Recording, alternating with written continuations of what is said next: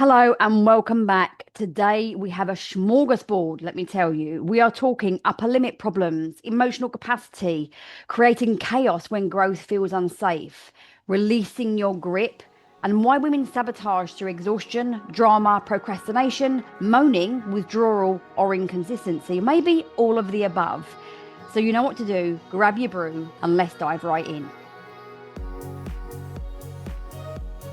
So today I'm going to start with a problem that I noticed for myself over the last couple of months. And it sounds a little bit like this. I noticed that when I go all in over here, I release my grip somewhere else. In other words, I have this model that I've been running that says if I'm going to go 100% in my business, something else has to suffer. I can't possibly give my attention to my relationship or my nutrition or my health. Like I have to let go somewhere else. And the reason I believe that that came up so powerfully for me over the last few months is because the beginning of this year was really, really full on. I set a big goal in my business. I'd just come back from Australia doing some training. I was doing the 75 hard. And when I was doing the 75 hard, I really liked who I was. I had so much energy. I was really focused. My productivity was up.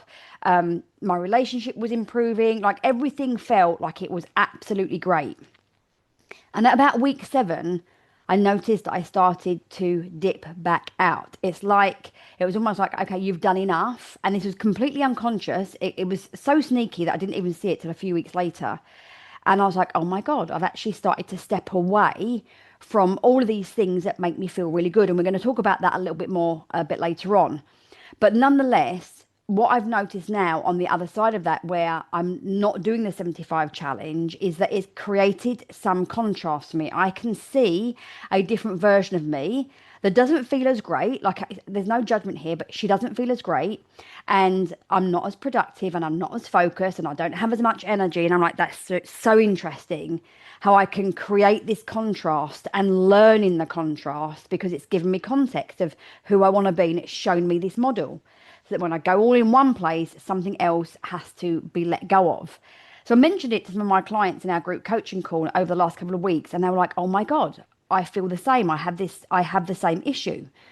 And so what I've been discussing with them is how this is coming from at different levels, mind and body. So first of all, there is obviously some kind of limited thinking going on. Sometimes it can be like this unconscious or maybe conscious fear of burning out. Sometimes it's like I'm already exhausted. I don't have, the strength to kind of focus on more than one thing at a time. Sometimes this is also about a real mental and emotional capacity. And that capacity can be in the thinking, as I've just said, but it also can be in a somatic experience. So if you've had a time when where you've had a lot of stress, or you've been in survival, or you've had a lot of trauma, it can feel very, very unsafe for your body to start to do more. And so there is a somatic as well as a mental capacity that may need to be expanded. Also, when you're running this model, in other words, the model is we've got a circumstance, we have thoughts and feelings about the circumstance that create a charge. That creates the actions that we do or don't do, which ultimately creates the results, which is why one of my coaches says it is your thoughts that create your results. I'll do another episode on that later on. But when we're running that model, can you see how it actually prevents the creation of, well, how can I do this? What is missing? What can I do differently? What is available to me? Because when we're in the limitation, we're not able to even see how we can make the stretch a possibility.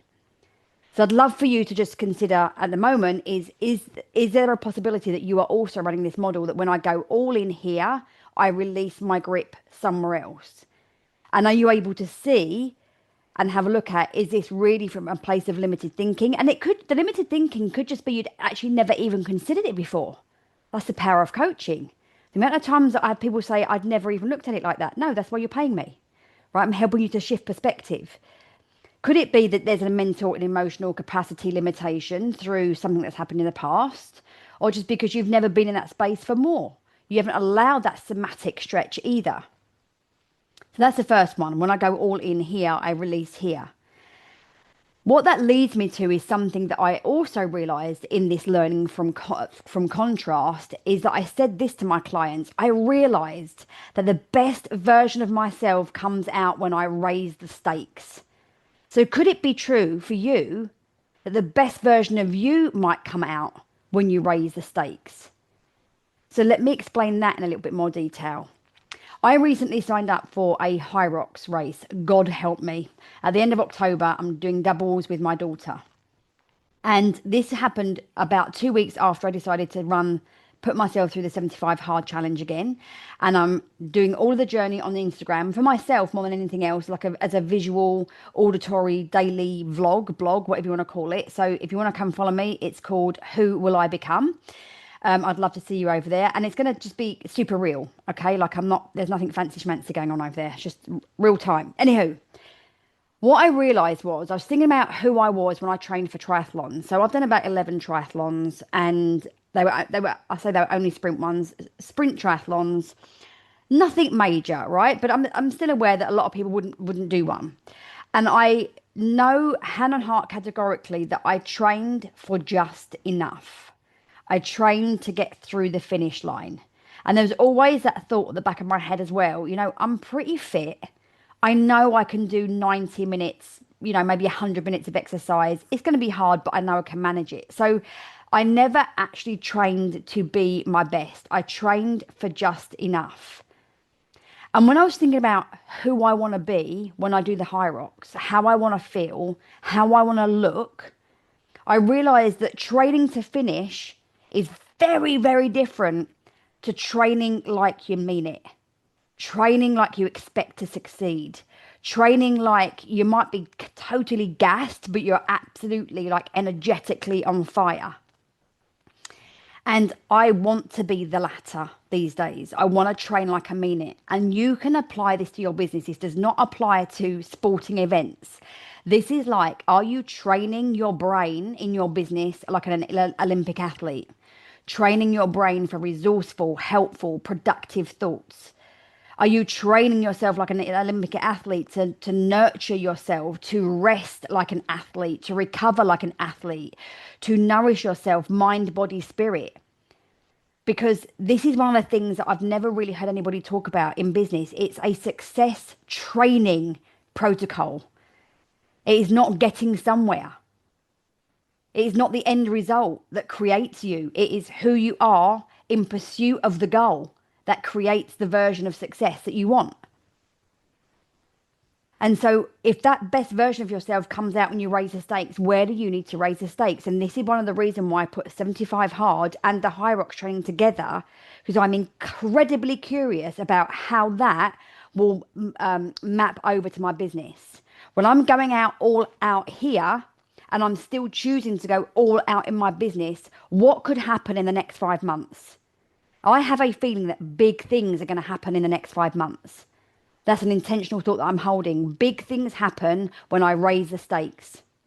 But I'm also raising the stakes in full belief. I'm not raising the stakes and going, I'm going to just train to finish. I'm training to freaking win in my own mind. I'm pushing myself to the edge of my current stories, so I can move beyond and create something new. So when you think about that, could it be true that because you're not training to succeed, because you're not training like you mean it, because you're training to get out of the discomfort of being in the now, because you're training to just try and prove to yourself that you can do something, because you're training to just be like, I've just got to get through to the end of the week, that model is actually draining you. It's not just ruining your results, but it's actually making results harder because you might be bored, because you're living within your own limiting story. And I had a client that was talking about that this week. And what she noticed as we was coaching was that she was bored. She was bored of her own conversation. But she was bored in her business and her life because she wasn't doing things that she wanted to do. And she was bored because she knew she was holding herself back through fear. But that, while she was kind of like, she wasn't experiencing the fear because she wasn't doing the thing, it was also creating boredom because there wasn't that fire. This is what raising awareness is really all about when we're coaching. And we're also feeling it in our body. What do we need to move through our body? What shape, new shape do we need to create? Where do we need to create somatic expansion? Where do we need to create mental, cognitive expansion? How can we match these expanded thoughts with this safety in our body? That's when things start to move forward. So here's some other ways that I see upper limit problems combining with capacity issues, combining with creating chaos when things feel unsafe, and how we can self-sabotage. So as an example, people will find out that their business starts growing. They start to make more money. And because they're now things are starting to go well and success is starting to happen, the emotional wobbles get bigger. You might celebrate for a short period of time and then you start to panic. I've got to do this again. What if I lose it all? What if I lose my momentum? What if I can't maintain this? And suddenly the wobbles feel bigger because they don't make any sense, because you've got a result you was really working towards and now you're like, oh my God, I don't feel good about this.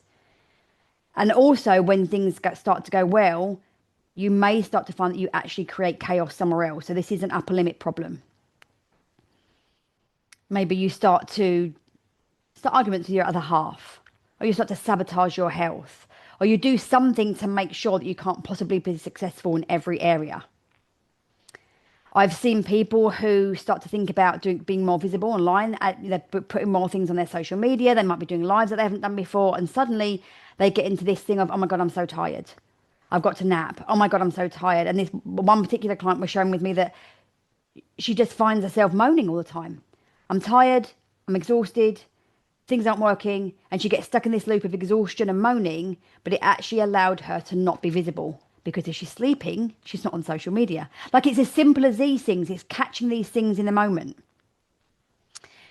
Another one that's really common is that you see an opportunity, or you get given an opportunity. You know you could make something work.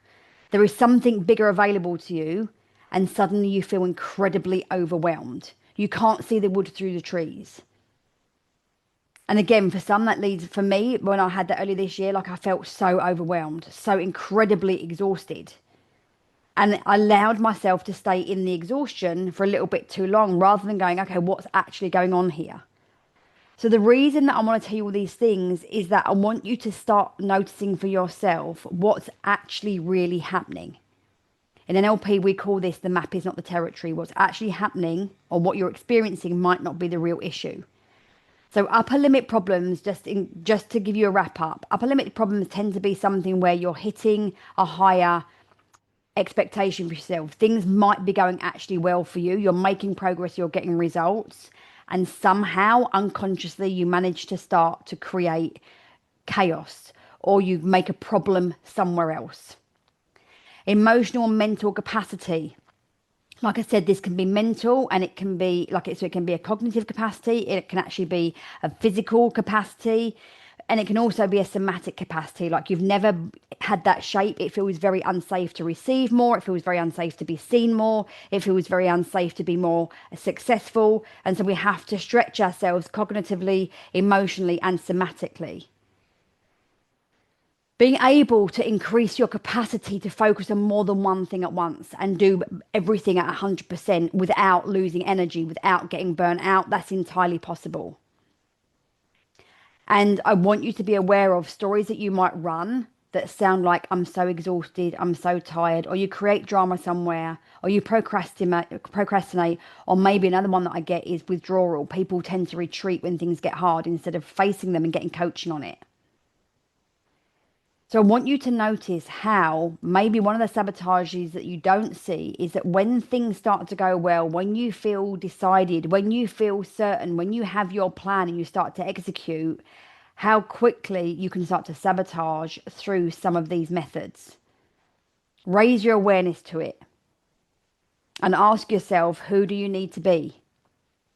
Who do I need to be to make sure that I can do these things without exhaustion? Catch yourself in the moment, in the action or the thought that's unresourceful. And as I share with my clients, I use the 3A process. Have the awareness, immediately create an alternative, and then act. So when you notice the thought or the behavior that's not helpful, what's an alternative that's more resourceful, that's going to get you towards the results you want, and take an action on it as quickly as you possibly can. I hope you have found this smorgasbord enjoyable today, and I will very much look forward to speaking to you in the next episode of the Be More Lobster podcast.